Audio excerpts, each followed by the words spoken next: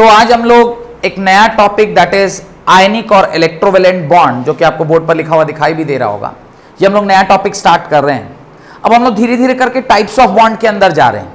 मैंने आपको याद होगा लास्ट क्लास में भी शायद कह रहा था कि टाइप्स ऑफ बॉन्ड हमने दो प्रकार का देखा था, एक स्ट्रॉन्ग बॉन्ड है, एक वीक बॉन्ड है। स्ट्रॉन्ग बॉन्ड फर्दर चार प्रकार का था, जिसमें एक पहला आयनिक था, कोवेलेंट था, कोऑर्डिनेट था, मेटालिक था, और वीक बॉन्ड जो होता है वो हाइड्रोजन और वैन डर वाल्स फोर्सेस होते हैं। तो उसके अंदर जो पहला टाइप ऑफ बॉन्ड है दैट इज आयनिक बॉन्ड या इलेक्ट्रोवेलेंट बॉन्ड, या इसी को इलेक्ट्रॉनिक बॉन्ड भी कहते हैं। अब देखिए ये बॉन्ड जो फॉर्म होता है ना, इसके पीछे बहुत एक सिंपल सा लॉजिक है, समझने का कोशिश कीजिएगा, तुरंत समझ में आएगा क्या है इसके पीछे का लॉजिक। ये मान लीजिए आपका एक एटम है और ये उसके शेल्स हैं।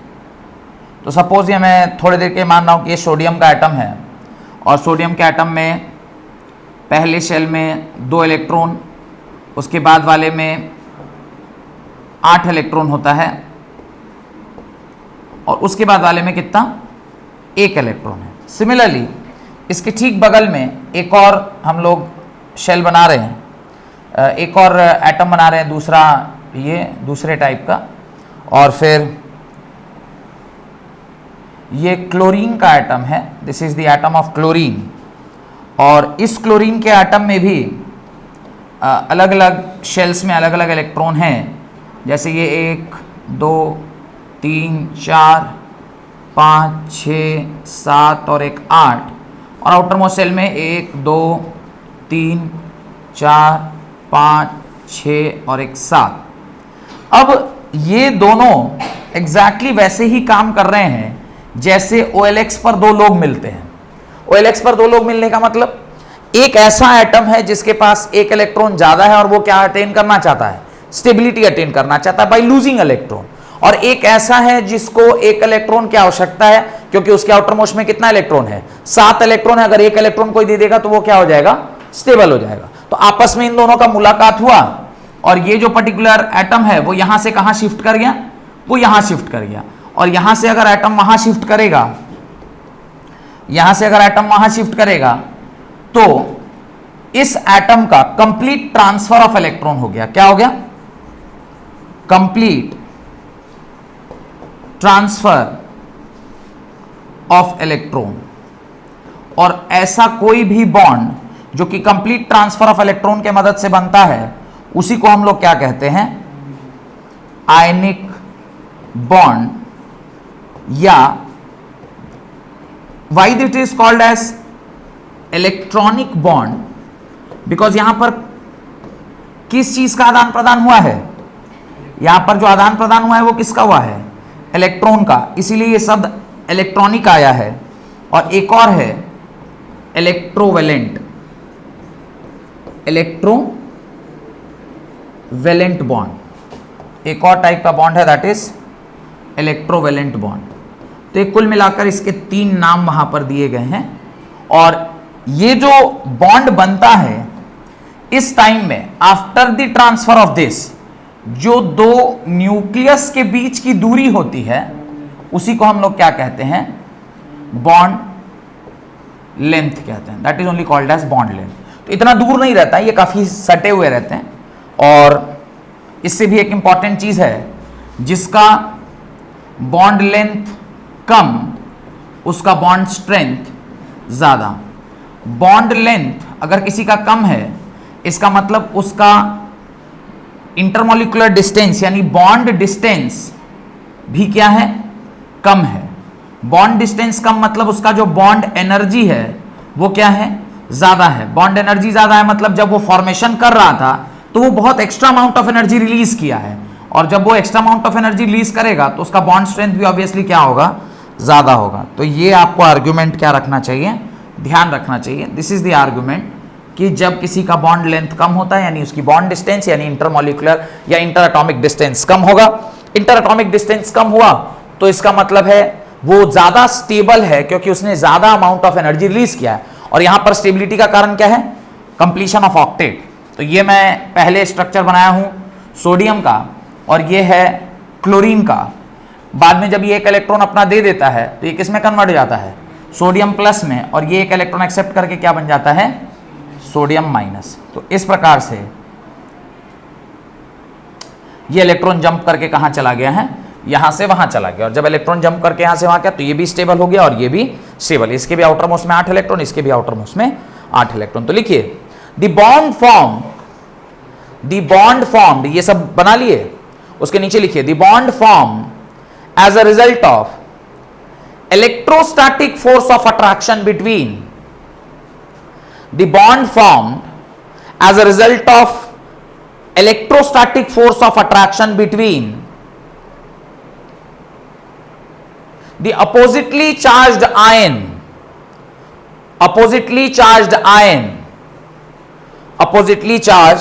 ion और जब कभी भी कोई इलेक्ट्रॉन को लूज करता है, इलेक्ट्रॉन उसमें से इलेक्ट्रॉन का रिमूवल होता है, तो किसमें कन्वर्ट हो जाता है, removal of electron leads to the conversion of cation, और वो कैटायन में कन्वर्ट होगा। और कैटायन मतलब पॉजिटिव चार्ज।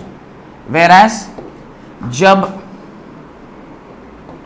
इलेक्ट्रॉन का क्या होगा, इलेक्ट्रॉन एक्सेप्ट किया जाएगा, तो वहां पर क्या फॉर्मेशन होगा, एनायन का फॉर्मेशन होगा। एनायन का फॉर्मेशन हुआ मतलब नेगेटिव चार्ज। और जब कभी भी दो पॉजिटिव नेगेटिव चार्ज आपस में एक दूसरे के पास आएंगे तो एक यहां पर क्या एग्जिस्ट करेगा, फोर्स ऑफ अट्रैक्शन। और जब फोर्स ऑफ अट्रैक्शन हुआ तो ये जो फोर्स है, ये कौन सा फोर्स है, दिस इज इलेक्ट्रोस्टैटिक फोर्स। ये कौन सा फोर्स है, इलेक्ट्रोस्टैटिक फोर्स। और इलेक्ट्रोस्टैटिक फोर्स का फॉर्मूला क्या होता है, F is equal to 1/4πε0 Q1 Q2 by R square.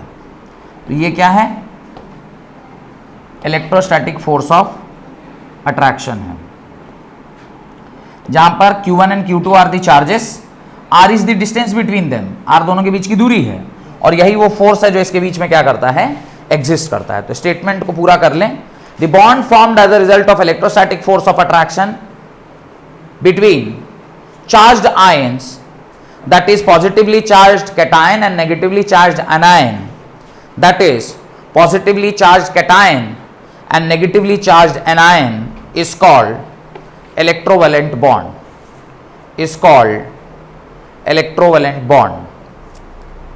Then तो इलेक्ट्रोवैलेंट बॉन्ड क्या है, मेरे ख्याल से क्लियर है। और ये बॉन्ड बहुत इंपॉर्टेंटली ये बात जरूर वहां लिखिएगा कि ये बॉन्ड कब फॉर्मेशन होता है, by when there is a transfer of electron, complete transfer of electron. यहां पे जब कभी भी कंप्लीट ट्रांसफर ऑफ इलेक्ट्रॉन होता है तभी इस बॉन्ड का फॉर्मेशन होता है, complete transfer of electron.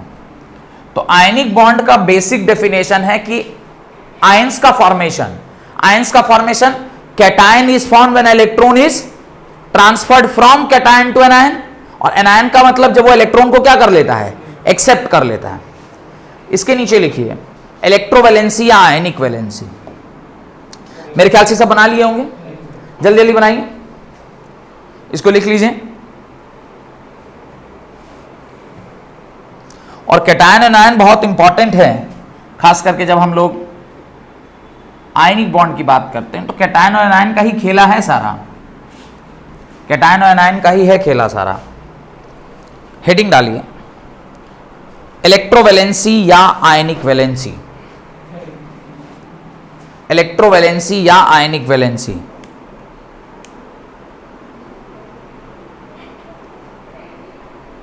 Electrovalency या आयनिक वैलेंसी। आपको याद होगा मैंने वैलेंसी के बारे में आपको पढ़ाया था। What is valency? तो वैलेंसी वो होता है the number of electron which actually takes part in a chemical reaction.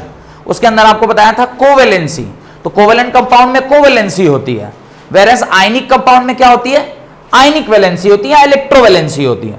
Electrovalency मतलब जितने number of electrons take part कर रहे हैं बॉन्ड बनाने में। जैसे अब ये क्लोरीन, क्लोरीन के आउटर मोस्ट में कितना इलेक्ट्रॉन है, 7, पर एक्चुअली बॉन्ड बनाने में कितना इन्वॉल्व है, 1, तो इसकी वैलेंसी क्या हो गई, 1 हो गई। -1 इसलिए क्योंकि ये एक इलेक्ट्रॉन को क्या कर रहा है, एक्सेप्ट कर रहा है। तो आयनिक वैलेंसी जो है वो नंबर ऑफ इलेक्ट्रॉन जो कि उसको कैटायन या एनायन बनाने के लिए रिस्पॉन्सिबल है, उसी को क्या कहते हैं, आयनिक वैलेंसी। डेफिनेशन है, लिख लीजिए, number of electron which an atom loses or gains, number of electron which an atom loses or gains while performing an ionic bond, while forming an ionic bond, the number of electron which an atom loses or gains while forming an ionic bond is called its electrovalency or ionic valency. Forming an ionic bond is called its electrovalency या ionic valency, electrovalency या ionic valency.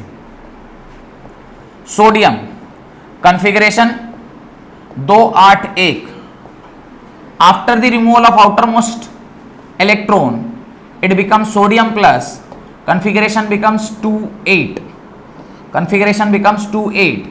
कितने electron involve थे, ये एक electron involve था, इसीलिए इसके ऊपर जो वैलेंसी चढ़ा वो क्या चढ़ गया, +1 हो गया। सिमिलरली और भी कई सारे एग्जाम्पल हैं, आप नीचे एग्जाम्पल ले लें Mg का, Mg12 कॉन्फ़िगरेशन 282, ये 2 इलेक्ट्रॉन देगा, किसमें कन्वर्ट हो जाएगा, Mg+2, और ये हो जाएगा 28।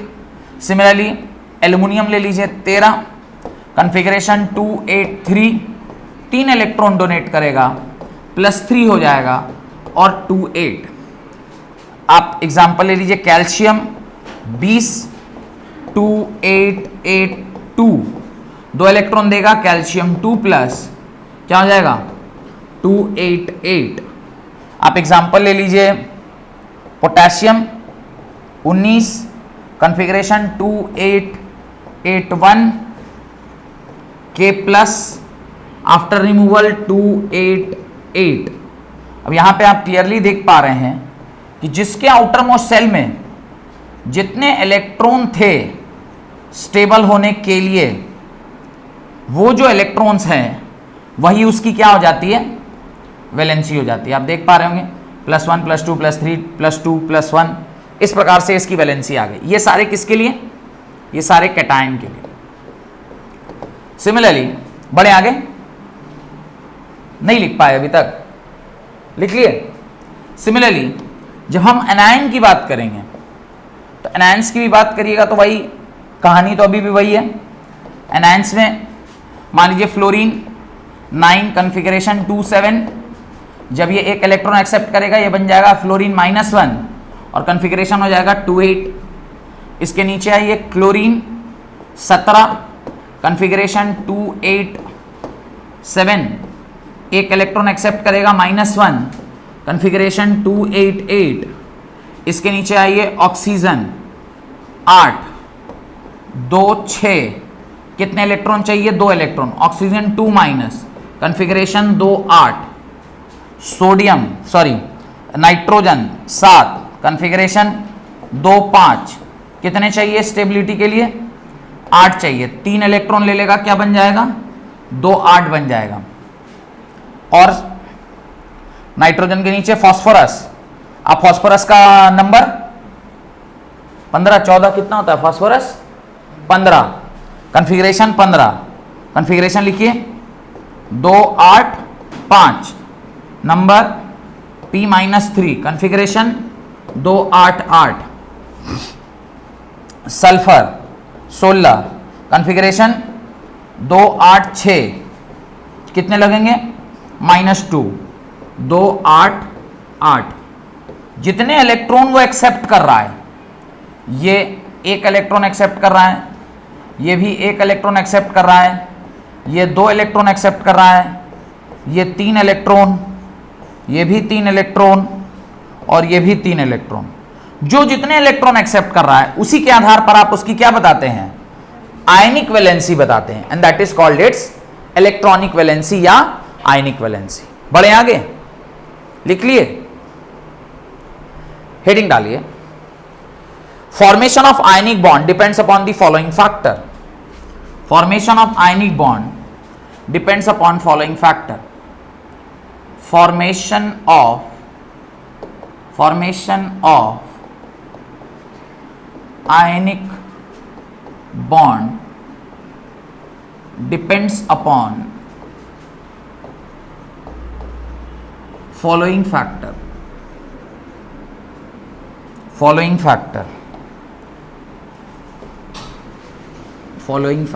या फॉलोइंग क्या है? पॉइंट नंबर 1 है, दैट इज इसके पास क्या होना चाहिए? Low ionization energy of metal atom. तो पहला है low ionization energy of metal atom. Metal atom की आयोनाइजेशन एनर्जी क्या होनी चाहिए? लो होनी चाहिए। ध्यान से देखिए, मैं एक एग्जांपल देता हूं, ली ना की रब से फरियाद। अब हाइड्रोजन को छोड़ दे रहा हूं, ये लिथियम है, इससे थोड़ा बड़ा सोडियम है, इससे थोड़ा और बड़ा पोटेशियम है, इससे थोड़ा और बड़ा रुबिडियम है। अब ध्यान से देखें, इसके ठीक सेंटर पे रखा होगा न्यूक्लियस, इस पर एक इलेक्ट्रॉन प्रेजेंट है, इसके भी सेंटर पे रह रहा होगा न्यूक्लियस, इस पर एक इलेक्ट्रॉन प्रेजेंट है, इसके भी सेंटर पे रह रहा होगा न्यूक्लियस, यहां पे एक इलेक्ट्रॉन प्रेजेंट है, इसके भी सेंटर पे रह रहा होगा न्यूक्लियस, यहां पे एक इलेक्ट्रॉन प्रेजेंट है।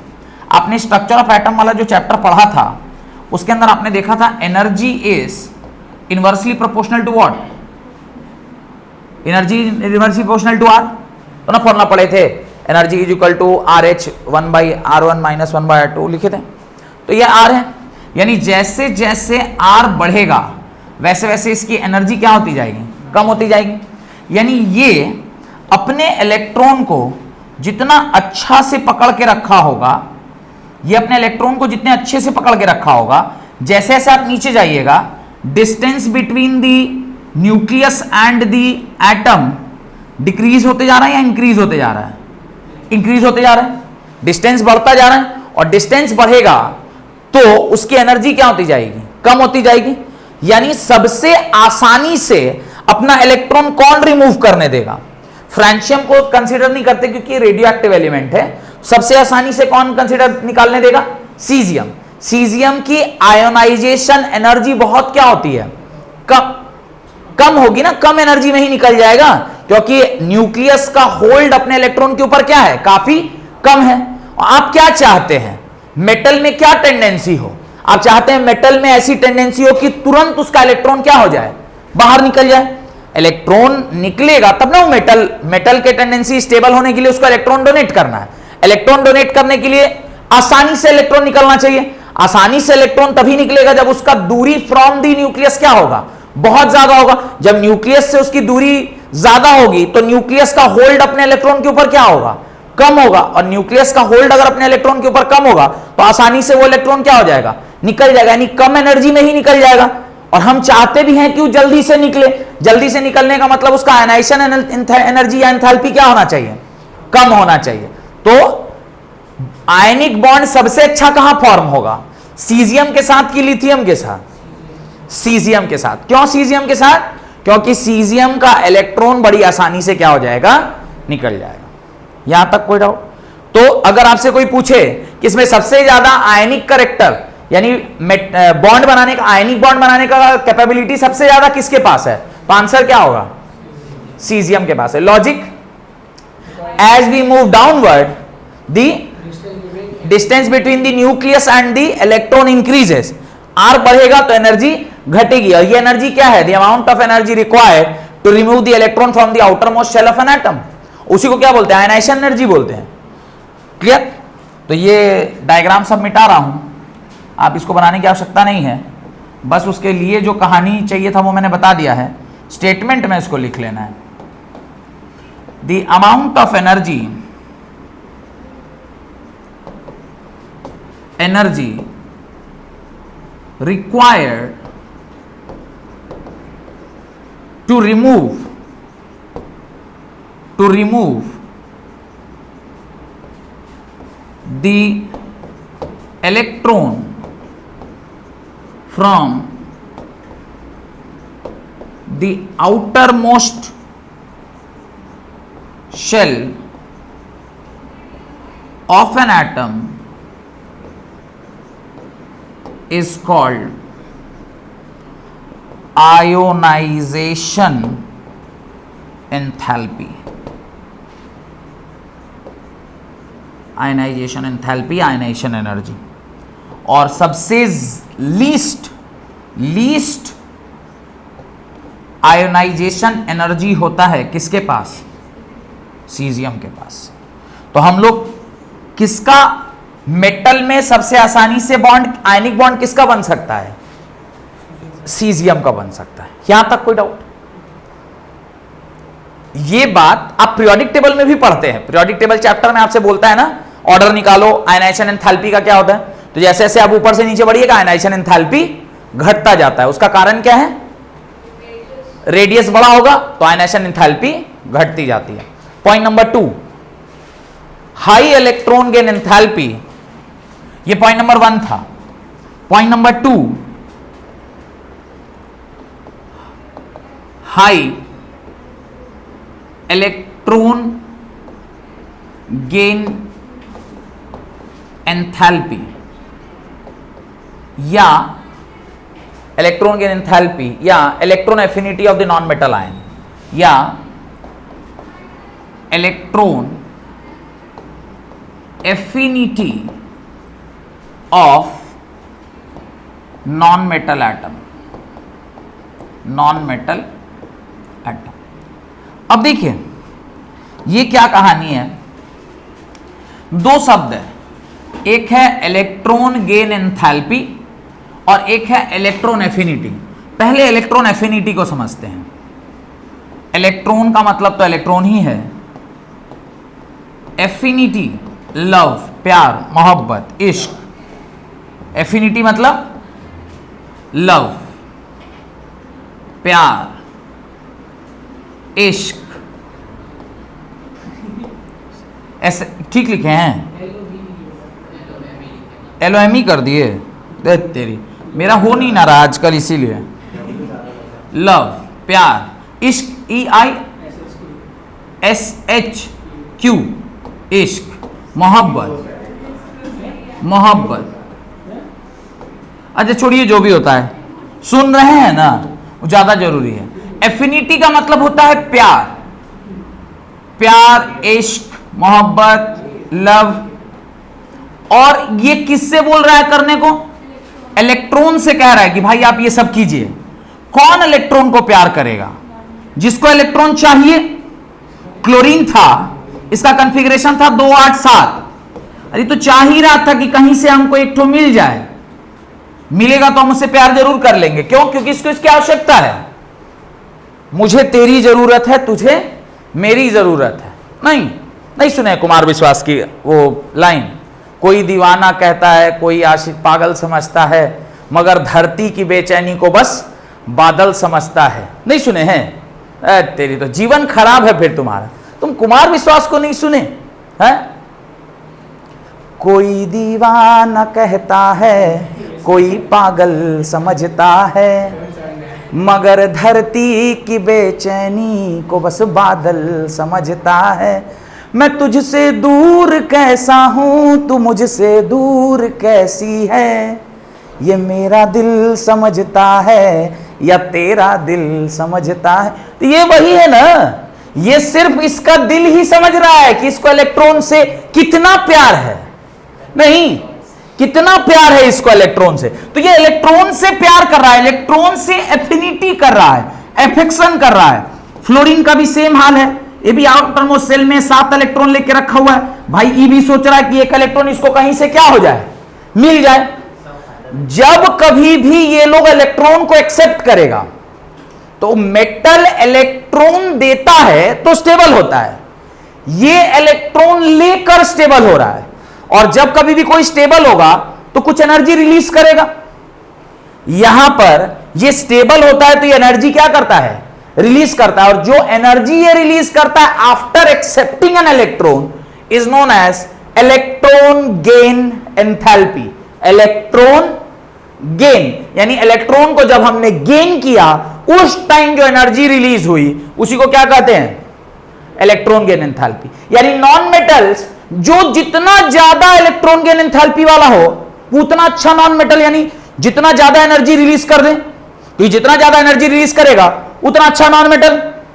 तो सबसे ज्यादा एनर्जी किसके बीच में रिलीज होती है? ऑब्वियसली फ्लोरीन की, क्लोरीन की, ब्रोमीन की, आयोडीन, ये चार है ना। फिर कल बाहर आई आंटी, अरे आ रही है कि नहीं आ रही है जी आंटी? बाहर नहीं आ रही है, बुलाओ। फ्लोरीन है, ये दो साथ है, फिर कौन है? ब्रोमीन, और फिर आयोडीन। इन सब के आउटरमोस्ट में कितना इलेक्ट्रॉन है? 7 इलेक्ट्रॉन। सबको क्या चाहिए? लेकिन अगर किसी इलेक्ट्रॉन को हम अपने पास ला रहे हैं तो लेके कौन आ रहा है? न्यूक्लियस। न्यूक्लियस ही ना खींचेगा इलेक्ट्रॉन को। कौन ज्यादा अच्छा खींचेगा? जिसका साइज छोटा होगा कि जिसका साइज बड़ा होगा? छोटा होगा। सबसे छोटा साइज किसका है? तो फ्लोरीन सबसे अच्छा खींचेगा, और यही कारण है इसका इलेक्ट्रोनेगेटिविटी वैल्यू भी क्या होता है? सबसे ज्यादा होता है। तो फ्लोरीन का इलेक्ट्रोनेगेटिविटी वैल्यू होता है, electronegativity of fluorine is equal to होता है 4.0 on which scale? 4.0 on which scale पता है? अरे ये पीरियोडिक टेबल वाला चैप्टर नहीं पढ़े हैं क्या? क्लास 10th में नहीं था? अरे रे रे रे रे, कोई बात नहीं, पढ़ाएंगे हम इस साल। तो जब पढ़ाएंगे तो ये क्लियर हो जाएगा कि इलेक्ट्रोनेगेटिव फ्लोरीन का क्या होता है? 4.0 होता है। सबसे ज्यादा इलेक्ट्रोनेगेटिव, सबसे ज्यादा इलेक्ट्रोनेगेटिव मतलब भूख में है इलेक्ट्रॉन के, ढूंढ रहा है इलेक्ट्रॉन को, कहीं से मिल जाए, और जैसे ही इलेक्ट्रॉन मिला उसको तुरंत क्या कर लेगा? एक्सेप्ट कर लेगा, क्योंकि इसके इलेक्ट्रॉन गेन क्या है? इलेक्ट्रॉन एफिनिटी ज्यादा है, और इलेक्ट्रॉन एफिनिटी ज्यादा है तो इलेक्ट्रॉन गेन एंथैल्पी भी बहुत ज्यादा होगी। यानी जब ये इलेक्ट्रॉन को एक्सेप्ट करेगा तो जो इससे एनर्जी रिलीज होगी वो सबसे ज्यादा होगी। आपको बॉन्डिंग के लिए क्या कंडीशन बोला? लो आयनाइजेशन एनर्जी। सबसे लो किसका था? सीजियम का। हाई इलेक्ट्रॉन गेन एंथैल्पी सबसे ज्यादा किसका है? सबसे अच्छा आयनिक बॉन्ड किसका बनेगा? Caesium fluoride. क्या बनेगा? Caesium fluoride. ये क्वेश्चन पूछता है एग्जाम में, ऑब्जेक्टिव में, सबसे स्ट्रॉन्गेस्ट आयनिक बॉन्ड कहां बनेगा? तो आंसर क्या होगा? सीजियम फ्लोराइड में। नहीं, आयनिक बॉन्ड सीजियम फ्लोराइड। तो इसका क्या है? High electron gain enthalpy. तो आप इन दोनों का परिभाषा भी लिखवा दें, ये आयनाइजेशन एंथैल्पी और इलेक्ट्रॉन गेन एंथैल्पी का। पहले इसको जल्दी जल्दी लिख लीजिए, तो उसका जल्दी से लिखवा देते हैं। ये देखिए चैप्टर है बहुत बड़ा, जितना जल्दी जल्दी पढ़िएगा उतना जल्दी जल्दी ये खत्म होगा, क्योंकि इसमें देख रहे हैं एक एक दिन में बहुत छोटा छोटा टॉपिक कवर, क्योंकि बहुत कुछ समझाना है इसके अंदर, और खुदा के भगा नहीं सकते। उसका कारण है कि मतलब हर एक चीज नया है आपके लिए, तो ऐसा नहीं कि जंप करा के तुरंत तुरंत ले। आयनिक का पहला चैप्टर है electronegativity. Electronegativity value of fluorine is 4.0 होगा। तो आज हम एक टेबल भेज देंगे जहां पे सारे एलिमेंट्स का इलेक्ट्रोनेगेटिविटी की वैल्यू आपको मिल जाएगी। लिखिए, आयनाइजेशन एनर्जी, दोनों डेफिनेशन फट से लिख लीजिए। एक आयनाइजेशन एनर्जी का, the minimum amount of energy required to remove, जल्दी जल्दी लिखिए, ionization energy, the minimum amount of energy required, the minimum amount of energy required to remove the most loosely bound electron, to remove the most loosely bound electron from an isolated neutral gaseous atom, for an isolated to remove the most loosely bound electron from an isolated neutral gaseous atom is called ionization energy or ionization enthalpy. Isolated neutral gaseous atom is called ionization enthalpy या ionization energy। और least ionization enthalpy किसका है? Caesium का। Got it? अगला लिखिए, electron gain enthalpy. Electron gain enthalpy एक छोटा सा कॉन्सेप्ट और यहां पर आपको हम सिखाएंगे, पहले जल्दी से लिखिए। Electron gain enthalpy, the amount of energy the amount of energy released when an electron is added, the amount of energy released when an electron is added to a neutral gaseous atom, the amount of energy released when an electron is added to the neutral gaseous atom to form an ion is called electron gain enthalpy, electron gain enthalpy or electron affinity. Form an ion is called electron gain enthalpy or electron affinity. Highest electron gain enthalpy किसका है? Fluorine का। तो best bond किसके बीच में बनता है? Caesium fluoride का। Done. अब जी एक बात और, यहीं पर मैं एक चीज और आपको सिखा देता हूं। एक्चुअली ये तो आयनाइजेशन एंथैल्पी का है, तो मैं आयनाइजेशन एंथैल्पी में सिखा देता हूं। यहां देखिए, अब सोडियम का कॉन्फ़िगरेशन है 281, तो इसका IE1, ये जो IE1 है, और जब ये, और दूसरा है IE2। पहले IE1 IE2 क्या है ये समझ लीजिए। Ionisation energy for removing the first electron और ionisation energy for removing the second electron. पहला इलेक्ट्रॉन जब निकलेगा तो ये इलेक्ट्रॉन यहां से निकला और ये जो कंपाउंड है वो किस में कन्वर्ट हो गया? सोडियम प्लस में, और अब इसका कॉन्फ़िगरेशन क्या हो गया? 2-8 हो गया। अभी ऑलरेडी क्या है? स्टेबल है। आप IE2 निकालना चाहते हैं, मतलब आप इसको Na2 प्लस बनाना चाहते हैं। Na2 प्लस बनेगा तो ये क्या हो जाएगा? 2-7 हो जाएगा, क्योंकि 11 में से 2 इलेक्ट्रॉन निकालिएगा तो 9 इलेक्ट्रॉन बचना चाहिए ना जी। तो ये दूसरा। अब आप बताइए क्या रिलेशनशिप होगा IE1 और IE2 में? IE1 और IE2 में कौन बड़ा होगा, कौन छोटा होगा, ये मैं पूछना चाह रहा हूं आपसे। रिलेशनशिप होता है, मैं बता देता हूं, आप लोग को थोड़ा मुश्किल हो रहा होगा कॉम्प्रिहेंड करने में। ये रिलेशनशिप होता है IE1 और IE2 में, ये रिलेशनशिप होता है। इसका क्या मतलब है? पहला इलेक्ट्रॉन निकालने के लिए आपने कुछ अमाउंट ऑफ एनर्जी दिया होगा, जिसे फट इलेक्ट्रॉन निकल गया होगा, क्योंकि आपको इलेक्ट्रॉन निकालना है। पहला इलेक्ट्रॉन निकालने के बाद ये क्या हो गया? 2-8, हाईली स्टेबल कॉन्फ़िगरेशन। अब अगर आप इसको कितना भी एनर्जी दीजिएगा, ये अपना इलेक्ट्रॉन आपको निकालने देगा। क्यों? क्योंकि अब स्टेबल हो चुका है। अब अगर ये अपना एक इलेक्ट्रॉन निकालने देगा तो ये स्टेबल से कहां चला जाएगा? अनस्टेबिलिटी में चला जाएगा। तो उसके लिए आपको बहुत ज्यादा एनर्जी देनी पड़ेगी सेकेंड इलेक्ट्रॉन निकालने के लिए। इसीलिए IE2 जो है वो बहुत बहुत बहुत बड़ा है IE1 से। ये लॉजिक क्लियर है? तो ये कई बार इसके ऊपर सवाल पूछ लेता है, रिलेशनशिप बताइए। यहां इस चैप्टर का नहीं है, पढ़ते इसको पीरियोडिक टेबल में। चूंकि आयनाइजेशन एनर्जी यहां पे बता रहा था तो लगे हां तो वहीं पर बता दिया, ताकि एक ही जगह पर सारा कॉन्सेप्ट आपका रह जाए। अच्छा, इसीलिए मान लीजिए अगर कहीं पे कैल्शियम है, कैल्शियम है, एक दूसरा एग्जांपल दे रहे हैं, मान लीजिए Ca है, Ca20, Ca20, कॉन्फ़िगरेशन 2-8-8-2। अब इसका IE1 और IE2 में क्या रिलेशन होगा? IE1 और IE2 में क्या रिलेशन होगा? और IE3 भी अगर मैं लिख दूं यहां पे, इन तीनों के बीच में क्या रिलेशन होगा?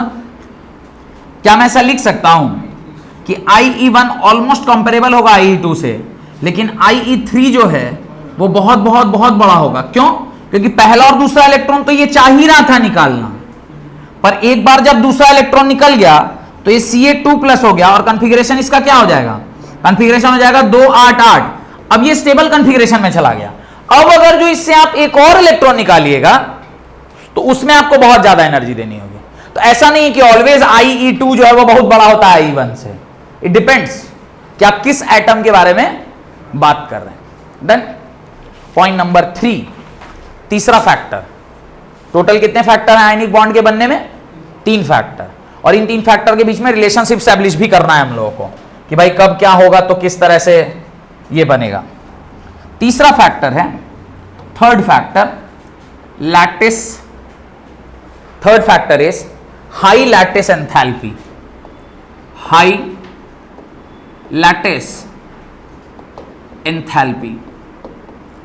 सबसे पहले तो ये समझना होगा एंथैल्पी, एंथैल्पी पीवाई होता है ना, एंथैल्पी, हाई लैटिस एंथैल्पी, एंथैल थैल थैल का एल का है, अच्छा, enthalpy P Y, enthalpy. Lattice enthalpy क्या है पहले ये बात समझ में आएगा, तब ना हाई लैटिस एंथैल्पी क्या होता है ये बात समझ में आएगा। तो लिखिए the amount of energy released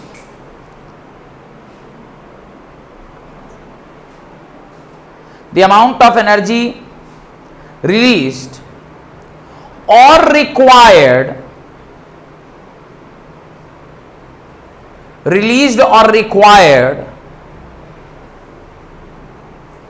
to completely separate 1 mole of solid ionic compound, 1 mole of solid ionic compound, 1 mole of solid ionic compound into gaseous constituent ion, into gaseous constituent ion,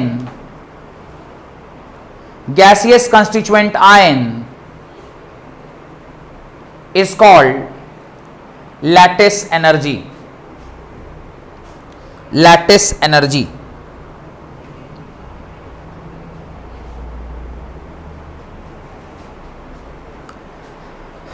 ध्यान से देखिए, अब ये एक lattice है, ये क्या है, एक लैटिस है। ध्यान से देखिएगा तो समझ में आएगा तुरंत, ये एक लैटिस है।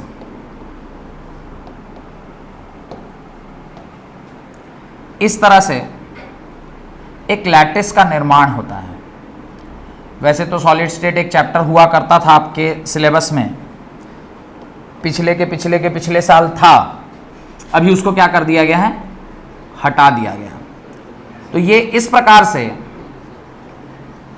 एक लैटिस का निर्माण होता है, इस प्रकार से एक लैटिस का निर्माण होता है जिसमें इस तरह के जो स्ट्रक्चर होते हैं उसको हम लोग लैटिस स्ट्रक्चर बोलते हैं। क्या बोलते हैं, लैटिस स्ट्रक्चर। और ये जो लैटिस स्ट्रक्चर होता है, इसके कॉर्नर्स में और इसके अंदर कुछ एटम्स, इसके कॉर्नर्स पे और इसके अंदर कुछ एटम्स, इसके कॉर्नर्स में और इसके अंदर कुछ एटम्स इस तरह से सेट होते हैं जिससे एक स्ट्रक्चर का निर्माण होता है, एक इस तरह के स्ट्रक्चर का निर्माण होता है। तो ये आपका लैटिस फॉर्मेशन है। अब ध्यान से देखिएगा, इस लैटिस में जो बड़े साइज का होगा वो कॉर्नर्स पे रहता है, और जनरली बड़ा कौन होता है, एनायन की कैटायन, जनरली बड़ा होता है कौन, कैटायन। तो कैटायंस जो हैं ये कॉर्नर्स पर सेट हो जाते हैं और एनायंस जो हैं ये अंदर सेट होते हैं। डन। अब वो कह रहा व्हाट इज लैटिस एंथैल्पी, यानी जब आप इस पर्टिकुलर लैटिस को क्या प्रोवाइड कर रहे हैं, हीट प्रोवाइड कर रहे हैं, तो ये क्या होगा, टूटेगा, और टूटेगा तो this lattice will get converted into cation plus anion, cation plus anion में कन्वर्ट होगा। तो अमाउंट ऑफ एनर्जी रिलीज्ड, पढ़िए वहां डेफिनेशन को, अमाउंट ऑफ एनर्जी रिलीज्ड या रिक्वायर्ड, मैंने दोनों लिख दिया है। रिक्वायर्ड क्यों, आखिर इसी दोनों को जब आपस में पास लाए होंगे तो लैटिस बना होगा, और इसको जब हीट देंगे तो ये टूटेगा। जब इन दोनों को पास लाएंगे तो एनर्जी रिलीज होगी, और एनर्जी रिलीज होगी तो ये स्ट्रक्चर फॉर्म हुआ होगा। ये स्टेबल स्ट्रक्चर है, इसलिए कैटायन और एनायन दोनों मिलकर क्या बना रहे होंगे, ये स्ट्रक्चर बना रहे होंगे। और इसका उल्टा, जब आप इसको हीट दीजिएगा तो ये कैटायन एनायन में टूटेगा। तो तोड़ने के लिए हीट देना पड़ता है और इसके फॉर्मेशन के लिए हीट रिलीज होती है। यहां तक कोई डाउट है? तो ये आपने ही पढ़ा है, एनर्जी रिक्वायर्ड और रिलीज टू कंप्लीटली सेपरेट करना, मतलब इसको तोड़कर कैटायन और आयन में, तो जितनी एनर्जी आप दे रहे हैं इसको तोड़ के कैटायन आयन बदलने में, उतनी ही एनर्जी रिलीज हुई होगी जब ये दोनों जुड़ के ये बने होंगे, और उसी एनर्जी को आप क्या कहते हैं, लैटिस एंथैल्पी कहते हैं। डन। अब तीनों को हम लोगों को समझना होगा। कैटायन अच्छा कौन बन रहा है, जिसको कुछ एनर्जी आप दे रहे हैं। एनायन का फॉर्मेशन कब हो रहा है, जब वहां से कुछ एनर्जी रिलीज हो रही है। अब मान लीजिए कि यहां से इसको तोड़ने के लिए आप 10 जूल एनर्जी दिए, एक इलेक्ट्रॉन को निकालने के लिए आप 10 जूल एनर्जी दिए, और एनायन को आपने, जब एनायन फॉर्मेशन हुआ तो वहां से मान लीजिए 20 जूल एनर्जी निकला। तो कैटायन और एनायन जब आपस में मिलकर लैटिस बना रहे थे तो एक्चुअली कितना एनर्जी आपके पास बच गया, 10 जूल आपने दिया था कैटायन बनाने के लिए और 20 जूल मिला मेरे को एनायन बनाने के लिए। तो ये दोनों जब जुट गया तो ओवरऑल आपको 10 जूल एनर्जी मिला ना। ये बात समझ में आई, क्योंकि 10 जूल इसको हमने दिया था कैटायन बनाने के लिए और यहां से मेरे को 20 जूल रिटर्न आ गया, तो 20 माइनस 10 आपके पास 10 जूल लैटिस एनर्जी मिल गया। जिसका लैटिस एनर्जी ज्यादा होगा वो अच्छा आयनिक बॉन्ड, जिसका लैटिस एनर्जी कम वो खराब आयनिक बॉन्ड। इसीलिए उसने लिखा है हाई लैटिस एंथैल्पी।